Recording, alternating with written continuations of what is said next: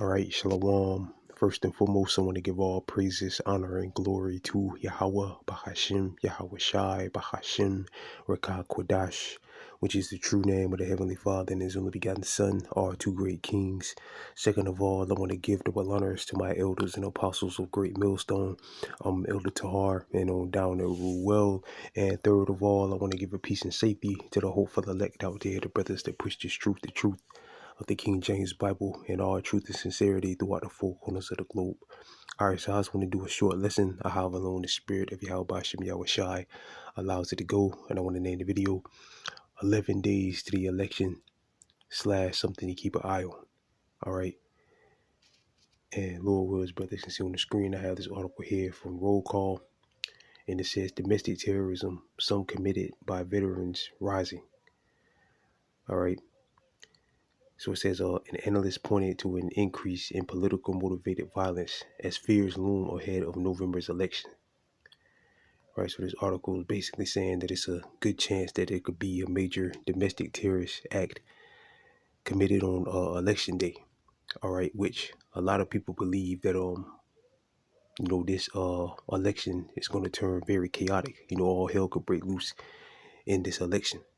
All right, and some major domestic terrorist act, rather it be something at the White House or something, um, you know, or somebody taking another, whatever.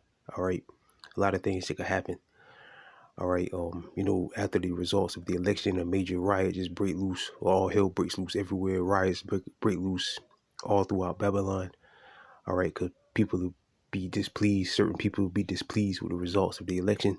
There's a lot of things that could happen. All right, but again, this article is saying that pretty much there's been a lot of throughout the years, like this article say 3 decades, a lot of domestic terrorist acts were in motion to be committed or were committed.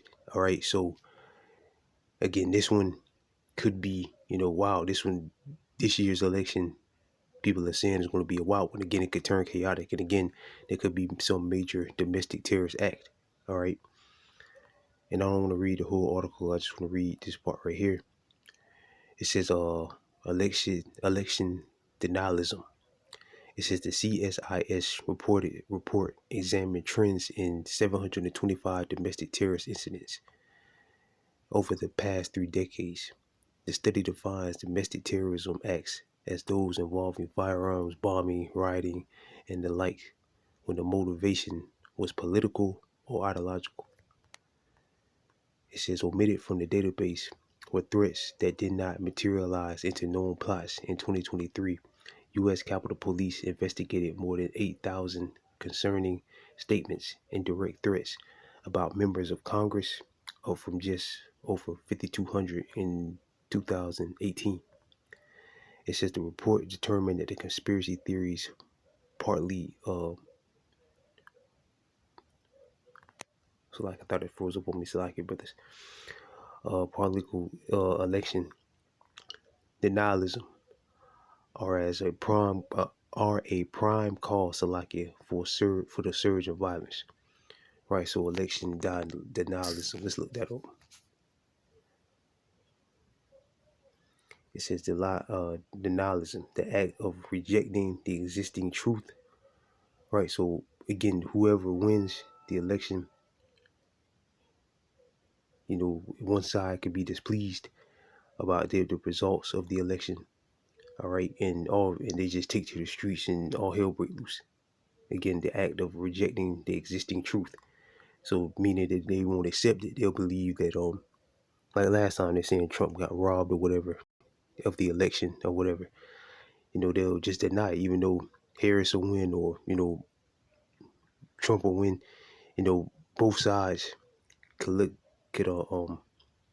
be in the mindset of denialism. Again, the act of rejecting the existing truth. So the person they was against won, but they're not going to accept it, and to show that they're not accepting it, they're not going for it, they take to the streets. A group of people take to the streets and do crazy shit. Excuse my language, but just to sum it up, you know just do some wild, crazy shit, wild, crazy stuff. All right, and Esau is going to label them a domestic terrorist. All right, and roll them. It says truth, or that's all I really got to read. All right, again, the act of rejecting the existing truth. So again, if the person they were voting for doesn't win, it can be election denialism. All right, and again, they take to the streets and do chaotic stuff, and Esau labels them a domestic terrorist because they're just pleased with the results of the election, even though the candidate they was with won, they'll just deny it and say no, he didn't win, they robbed him, or she didn't win, or he or she won and they robbed her from it, Kamala Harris or whatever. All right, so yeah, man, I just thought this article was interesting. Again, only 11 days out, 11 days to the election, and again, the way a lot of people believe and the way it's looking, it's a strong chance. Just the way things are, the way things have been going, it's a strong chance that all hell could break loose for in this election or whatever, after the election. All right. So I'm gonna get one precept and wrap it up.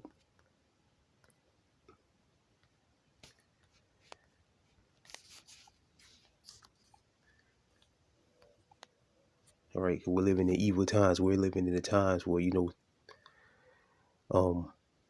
violence after the election can happen. Because we're living in evil times. This is Ephesians chapter 5, verse 16. Redeeming the times because the days are evil. Right, redeeming the times because the days are evil. Which the word evil means bad. All right, the word evil means bad, and again, you can have election denialism. All right, again, one side is displeased with the results of the election, and they take to the streets and just start tearing stuff up.